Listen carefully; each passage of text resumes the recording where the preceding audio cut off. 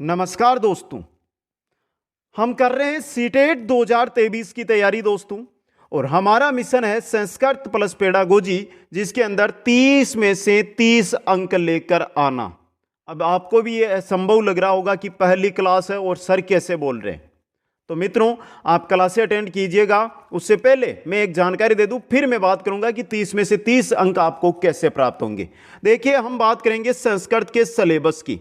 Syllabus के अंदर देखिए आपके गद्यांश और काव्यांश यानी पद्यांश 15 अंक, यानी जिसको हम व्याकरण बोल सकते हैं, सामान्य व्याकरण। अभी देखिए, ये सामान्य व्याकरण है ना, ये 15 अंक यानी 15 क्वेश्चन आएंगे, जिसके अंदर जो सामान्य व्याकरण हम पढ़ते हैं ना, वर्ण विचार हो गई, संधि हो गई, प्रत्यय हो गया, समास हो गया, वाच्य हो गया, छंद हो गया, अनुवाद हो गया, अशुद्धि संशोधन हो गया, इनसे रिलेटेड गद्यांश और पद्यांश देकर उनसे रिलेटेड क्वेश्चन पूछे जाएंगे। इसके अलावा जो पेडागोजी आपकी पेडागोजी है मित्रों, उससे रिलेटेड आपके जो क्वेश्चन आएंगे वो भी आएंगे 15, जिनको हम सामान्य भाषा में बोल सकते हैं शिक्षण विधियां।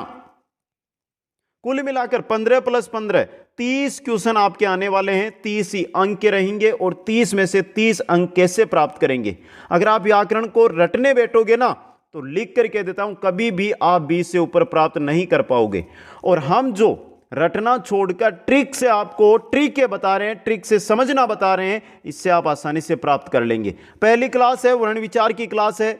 इसके अंदर कोई ट्रिक नहीं, नॉर्मल सी जानकारी है जो आपको दूंगा मैं, जो हिंदी में भी हम पढ़ते हैं, संस्कृत में भी वही जानकारी है। आप जानकारी लीजिए दोस्तों। तो मित्रों, आज जो पहली संस्कृत की हम क्लास लेकर आए हैं, वो आपके लिए लेकर आए हैं वर्ण विचार की। ये माहेश्वर सूत्र, प्रत्याहार, उच्चारण स्थान, ये सब टॉपिक है ना, वर्ण विचार में ही आते हैं। वर्ण विचार समझ गए मित्रों? क्लास को मैं शुरू करता हूं, उससे पहले जो भी साथी सीटेट की तैयारी कर रहे हैं और अभी तक चैनल को सब्सक्राइब नहीं किया, चैनल को सब्सक्राइब कर देना।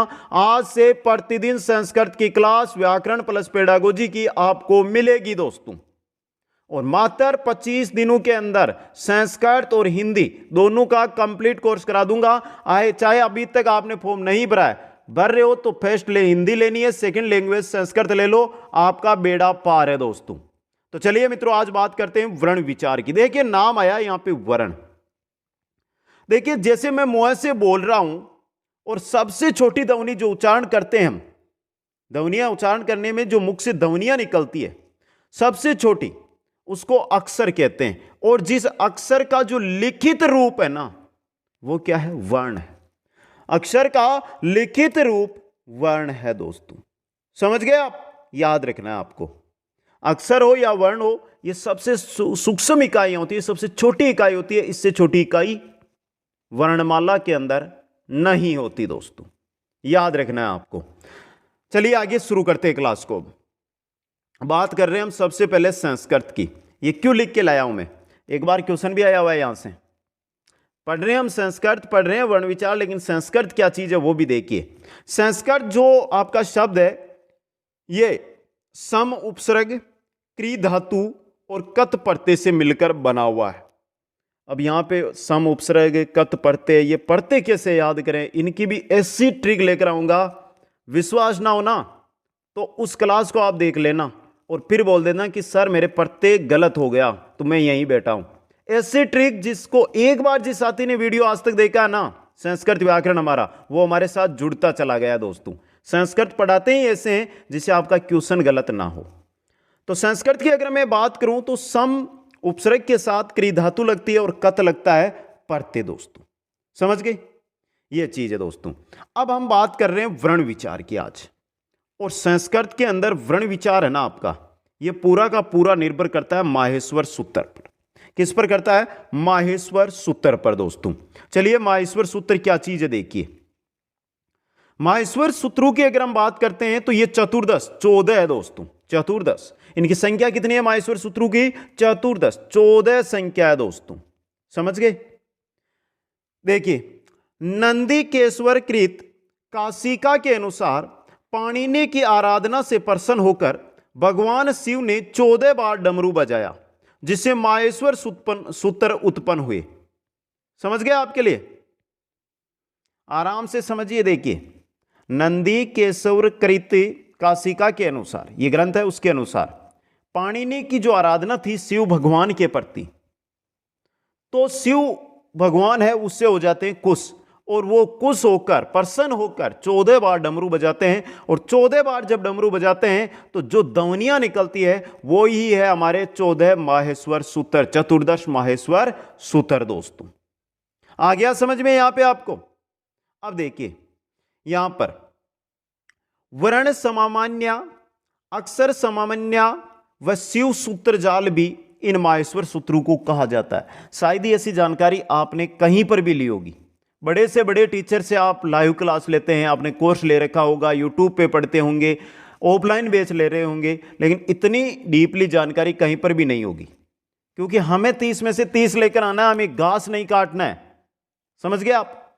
आगे चलिए। अब देखिए माहेश्वर सूत्र 14 है कौन कौन से, वो आपके सामने में रख दूं एक बार, ये आपके सामने दोस्तों। अब देखिए सबसे पहले 14 माहेश्वर सूत्र है ना, इनमें से 1 से लेकर 4 तक के जो माहेश्वर सूत्र है वो अच यानी स्वर है, उनसे स्वर मिलेंगे आपको, और 5 से लेकर 14 तक है उनसे हमें मिलेंगे हल यानी व्यंजन। जो हमने वर्ण विचार हिंदी के अंदर पढ़ा है, स्वर और व्यंजन पढ़ा है ना मित्रों, वही चीज है यहां पे। 1 से 4 ये रहे आपके। इनमें देखिए पहला देखिए ए ई ऊण है, री लरी कै, ए ओ अड़े, आई औ च, ये 4 देखिए ए ई उ, री लरी, ए ओ, आई औ। क्या आपके स्वर नहीं मिल रहे यहां पे? सभी के सभी स्वर मिल रहे हैं यहां से, इन चारों से आपके सभी के सभी स्वर मिल जाएंगे आपको। ये 4 माहेश्वर सूत्र, पहला से चौथा माहेश्वर सूत्र है वो किसकी शुरुआत करेगा? आपके स्वरों की आपको जानकारी देगा। अब देखिए 5 से लेकर 14 तक हमें किसकी जानकारी देंगे? किसकी जानकारी देंगे? व्यंजनों की। देखिए यहां पे लिखा भी हुआ है अच, ये व्यंजन। हल है ये वरट लण, ये मैं हणे हणे न में, ज ब ये ग ड दस, ज ब ग ड दस, ख प चट त छ ट त व, क प ये स श स र ह ल। अब देखिए यहां पर आप एक एक जो इनमें वर्ण है उनको उठाकर लिखेंगे, तो आपका जो कैसे लेकर मैं तक के जो 25 वर्ण मिलते हैं, व्यंजन मिलते हैं हमें वो, इसके अलावा अंतस्थ और उष्म व्यंजन है हमारे, ये रलव है, स है, ये सभी के सभी इनके अंदर दिखाई देंगे आपको। समझ गए आपको? ये बहुत ही बेहतरीन चीज है, इनको याद करना है। अभी एक ये आप बात बोल देंगे मेरे को कि सर आप तो बात कर रहे थे कि सिर्फ ट्रिक से बताऊंगा, तो मित्रों ट्रिक वहां पर काम करेगी जहां पर हमें कुछ याद ना करना पड़े। यहां पर ये ऐसी चीज है, ये तो हमें याद हमारे दिमाग में लेकर आना ही पड़ेगा। इनकी कोई ट्रिक आज तक नहीं बनी और आगे भी जब तक पृथ्वी है तब तक ही इनकी ट्रिक नहीं बनेगी। तो इनका याद करने का तरीका, सिंपल तरीका, इन 14 के 14 जो माहेश्वर सूत्र है इनको एक पेज में लिखिए और आप जहां पर बैठकर अध्ययन करते हैं उसके सामने चिपका दीजिए। दिन में 3 बार पढ़िए, अगले 4 दिन आप पढ़ेंगे 12 बार होगा, और जैसे ही 15 बार आप इनको पढ़ोगे तो 1 से लेकर 14 तक आपको मुंह पर याद हो जाएंगे दोस्तों। समझ गए? यह स्क्रीनशॉट ले लेना आप, और जो नोट्स है ना इनका स्क्रीनशॉट लेते जाइए, ऐसे ही अपने कॉपी में लिखना है जो भी साथी सीटेट से मेरे साथ जुड़ा है। आगे चलिए मित्रों। अब देखिए माहेश्वरी सूत्र ग्रहण किसने किए थे? भगवान शिव ने पाणिनि की जो आराधना थी उससे खुश होकर चुगदबा डमरू बजाया था, तो ग्रहण किसने किए थे? पाणिनि ने किए थे दोस्तों। अब देखिए पाणिनि यहां पे हमारे नाम आया है, तो हम पढ़ते हैं संस्कृत के त्रिमुनि। संस्कृत व्याकरण के अंदर त्रिमुनि हुए दोस्तों, जिनमें एक पाणिनि थे, दूसरे कात्यायन थे जिनको वरुचि भी कहा जाता है, और तीसरा थे पतंजलि। अब ये क्यों पढ़ रहे हैं? क्योंकि बहुत बार इनसे भी रिलेटेड क्वेश्चन आया एग्जाम में, बहुत बार इनसे रिलेटेड भी क्वेश्चन एग्जाम के अंदर पूछा गया है दोस्तों। और वो कैसे पूछा जाता है उसके बारे में, जैसे यहां पे सीधा क्वेश्चन दे दिया आपको कि अष्टाध्यायी किनका ग्रंथ है? अष्टाध्यायी ग्रंथ किनका है? समझ गए आप? या महाभाष्यकार किनको कहा जाता है? तो ऐसे क्वेश्चन एग्जाम में आ सकते हैं। इसके लिए चलिए इन तीनों के बारे में थोड़ा विस्तृत अध्ययन भी कर लेते हैं साथ के अंदर, तैयारी ऐसी जहां क्वेश्चन ना छूट पाए। सबसे पहले पाणिनि की बात करें तो पाणिनि को प्राथमिक या प्रथम मुनि या सूत्रकार कहा जाता है। सूत्रकार के नाम से पाणिनि को ही जाना जाता है। माहेश्वरी सूत्र इन्होंने दिए थे दोस्तों। पिता का नाम था इनके पणीन, माता का नाम था दाक्षी, गुरु थे इनके उपवर्ष। गुरु का क्या नाम था? उपवर्ष। बहुत जगह आपको सिर्फ वर्ष भी लिखा हुआ मिलेगा। जन्म हुआ था पाकिस्तान के अंदर सालातूर गांव के अंदर। जन्म कहां हुआ था? पाकिस्तान में गांव है सालातूर, वहां पर दोस्तों। इनकी रचना या ग्रंथ है अष्टाध्यायी। पाणिनि का रचना या ग्रंथ है अष्टाध्यायी। अब देखिए अष्टाध्यायी की, अगर मैं पाणिनि के अष्टाध्यायी की बात करता हूं तो इसके अंदर 8 अध्याय है और प्रत्येक अध्याय में 4 पाद है। पाद कितने? 4। तो कुल पाद कितने हो गए? 32। कुल पाद कितने हो गए? 32। अब यहां पे एक क्वेश्चन मिस है हमारा कि अष्टाध्यायी ग्रंथ की अगर हम बात कर रहे हैं, रचना की बात कर रहे हैं, इसमें सूत्र कितने हैं? ये क्वेश्चन भी तो बन सकता है ना आपका। तो इसके अंदर सूत्र है 3978। 3978 सूत्र है इसके अंदर। समझ गए आप? अष्टाध्यायी में सूत्र है 3978, अध्याय 8 है, प्रत्येक अध्याय के अंदर 4 पाद है, तो कुल पाद कितने हो गए? 32। पाणिनि जिनको सूत्रकार कहा जाता है। समझ गए? दूसरे हमारे जो त्रिमुनियों में आते हैं वो आते हैं हमारे वररुचि या कात्यायन। वररुचि या कात्यायन दोस्तों। वार्तिकार, वार्तिककार कहा जाता है इनको। कात्यायन को वार्तिकार या वार्तिककार कहा जाता है। और उनकी जो कात्यायन की जो रचना है उसका नाम है वार्तिकम। रचना का क्या नाम है मित्रों? वार्तिकम। इंपॉर्टेंट चीज। पाणिनि, कात्यायन और तीसरे बचते हैं पतंजलि। पतंजलि को महाभाष्यकार कहा जाता है। महाभाष्यकार कहा जाता है। और इनकी रचना भी क्या है? महाभाष्यम। इनकी रचना का नाम भी क्या है? महाभाष्यम है दोस्तों। तो हम पढ़ रहे थे माहेश्वर सूत्र, और माहेश्वर सूत्र दिया था पाणिनि ने। पाणिनि की अगर हम बात करते हैं तो संस्कृत में आ जाते हैं त्रिमुनि, पाणिनि, कात्यायन और पतंजलि, जिनके बारे में भी हमने पढ़ लिया दोस्तों। आगे चलिए मित्रों, अब देखिए यहां पे माहेश्वर सूत्र। देखिए वर्ण विचार का ही टॉपिक हमारा चल रहा है यहां पे। ये आप डिस्टर्ब मत हो जाना कि सर क्या पढ़ा रहे हैं। वर्ण विचार के बारे में ही हम पढ़ रहे हैं दोस्तों यहां पे। किसके बारे में? वर्ण विचार के बारे में ही पढ़ रहे हैं। कोई दिक्कत नहीं है, आप आराम से पढ़ते हुए आगे बढ़िए दोस्तों। सबसे पहले देखिए यहां पे एक बेहतरीन जानकारी। मैंने पहले बोला था कि पहले से लेकर चौथे तक के जो माहेश्वर सूत्र है वो किससे जुड़े हुए हैं? सवर है दोस्तों। वो सभी क्या है? हमारे सवर है। क्या है? सवर वर्ण है इनके अंदर। देखिए पहला उठाइए ए ई उ। ए ई उ, जो हलंत लगा हुआ है उसको छोड़ते जाइए। री लरी, री लरी कै को छोड़ दीजिए। ए ओ, अड़े को छोड़ दीजिए। आई औ और च को छोड़ दीजिए। ये आपके 9 के 9 सवर निकल गए यहां से। अच्छा, यानी सवर ए ई उ री लरी ए ओ आई औ मिल गए ना आपको? 9 के 9 सवर माहेश्वरी सूत्र से हैं सिर्फ। ए ई उ अण, री लरी के, ए ओ अड़े, आई औ च। अगर आपको सवर क्रम याद है ना तो इससे भी आप बना सकते हैं। सिर्फ अंत वाला जो अक्षर है इसको आपको याद करना है दोस्तों। अब यहां पे देखिए हमें वर्ण विचार के बारे में भी बात करनी है। तो वर्ण विचार की अगर हम बात करते हैं तो उसके अंदर देखिए सवर तो हमने पढ़ लिए। स्वरों में ह्रस्व स्वर भी है, दीर्घ स्वर भी है, लेकिन प्लुत स्वर भी है। तो चलिए उनके बारे में बात करते हैं। देखिए अगर ह्रस्व स्वर या मूल स्वर या अक प्रत्याहार, प्रत्याहार आगे पढ़ेंगे हम। प्रत्याहार को अभी छोड़ दीजिए, बिल्कुल इसके नजदीक भी मत जाइए आप प्रत्याहार के। तो मूल स्वर, देखिए स्वरों की यहां पर हम बात करते हैं तो स्वर है, इनको यहां पे क्या किया गया दोस्तों? 3 भागों में बांटा जाता है। एक तो मूल स्वर, दूसरा दीर्घ स्वर और तीसरा आपका हो जाएगा प्लुत। तीसरा कौन सा हो जाएगा? प्लुत। समझ गए?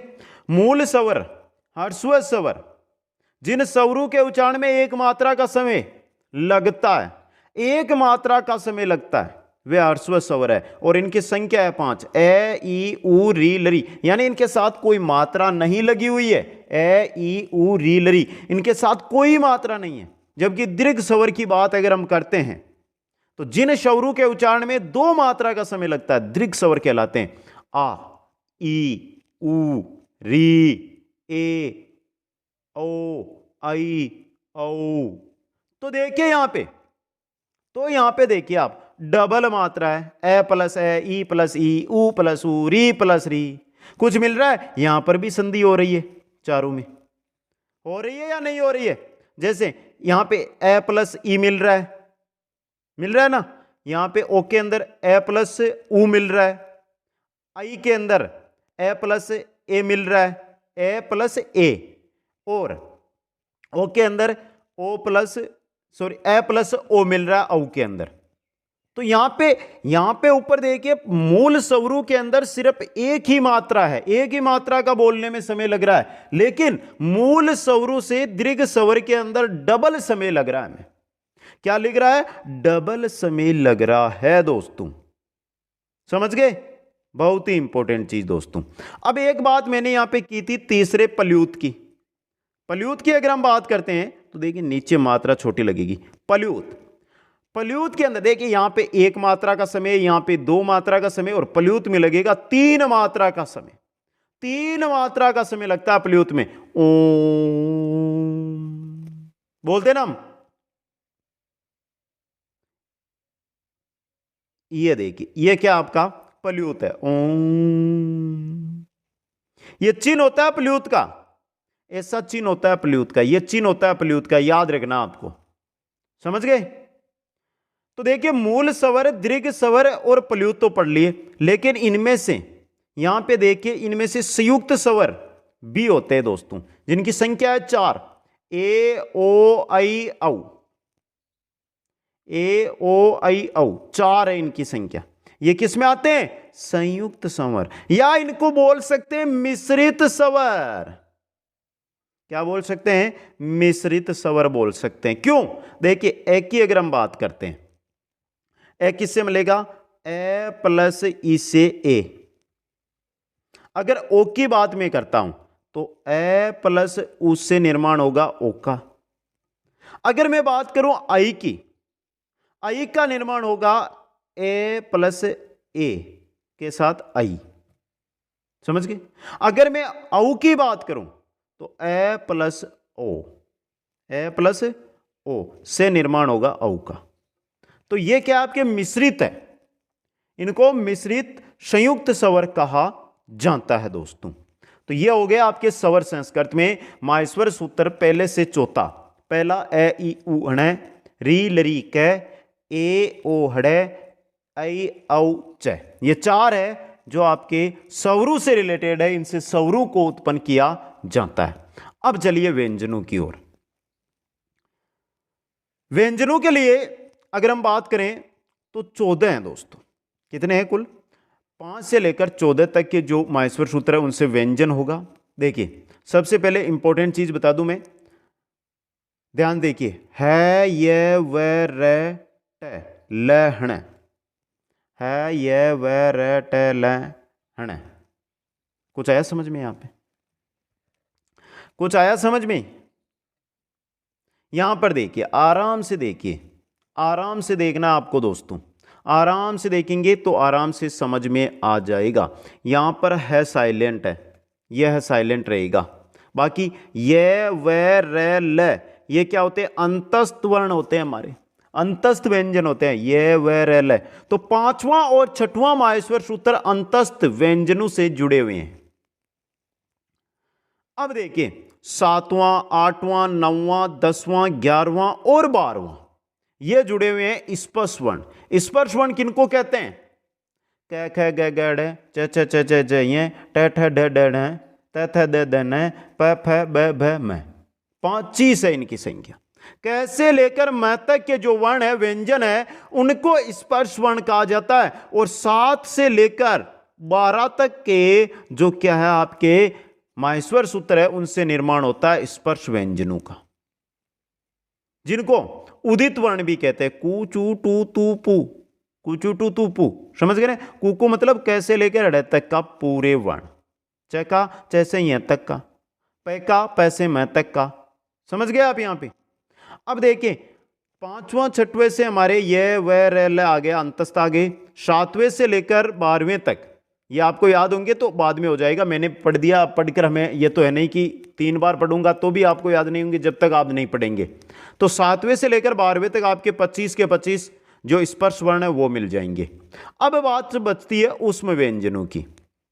तो चलिए मित्रों, ऊष्म व्यंजनों की भी मैं बात कर लेता हूं। यहां पे ऊष्म स र है ल, तो जो हलंत वाला हटा दो, स है। ये देखिए, ये आपके उसमें ये होते हैं ना उष्मा, जहां पर हवा जो निकलती है मुंह से उसमें अवरोध हो और वो गर्म होकर निकले, उष्मा पैदा करें। स श है, चारों के चारों अक्षरों में हवा टकरा कर निकल रही है। समझ गए आप?